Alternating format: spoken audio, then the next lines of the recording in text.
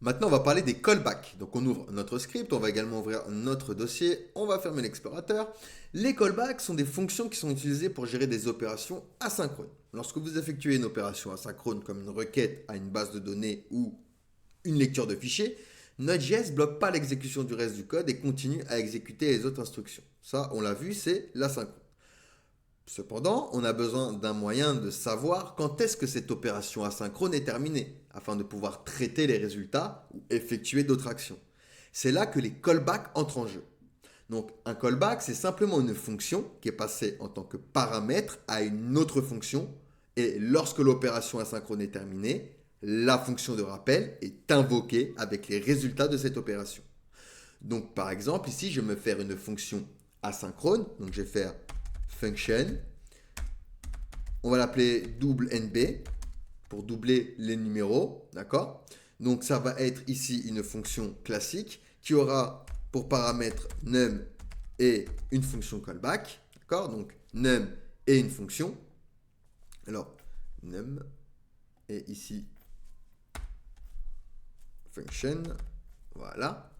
Donc on a une fonction avec deux paramètres, le numéro et le callback, donc une valeur et une fonction. Et à l'intérieur de cette fonction, on va utiliser setTimeout. Parce que je ne suis pas obligé d'utiliser async à chaque fois pour déclarer du code asynchrone.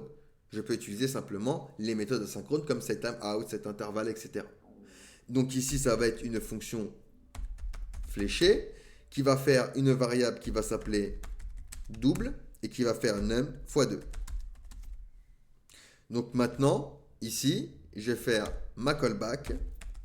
Donc j'exécute ma fonction qui, elle, va prendre ma variable que j'ai créée juste avant, hop, comme paramètre. Et j'oublie pas le temps en millisecondes. Donc ici, je vais lui dire toutes les secondes. Ensuite, je vais pouvoir utiliser la fonction. Donc ici, par exemple, je vais faire double NB. Je lui place le premier argument, donc la valeur, et ensuite ma fonction.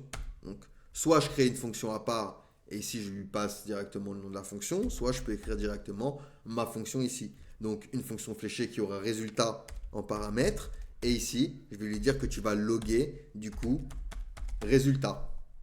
Et ici, je vais loguer le programme continu. Alors, le programme continue. Donc ici, j'exécute mon script, j'ai bien le programme continu, et après, j'ai 10. Dans cet exemple, on a une fonction WNB qui double un nombre donné, elle prend le nombre et une fonction de rappel en paramètre. À l'intérieur de cette fonction, on va utiliser du coup setTimeout pour simuler une opération asynchrone qui prend une seconde.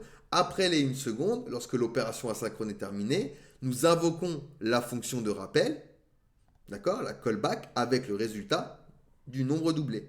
Ensuite, on appelle la fonction WNB en passant l'argument 5 et la fonction de rappel qui va afficher le résultat.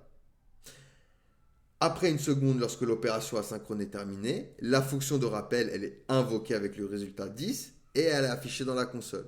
Après avoir exécuté le programme continu.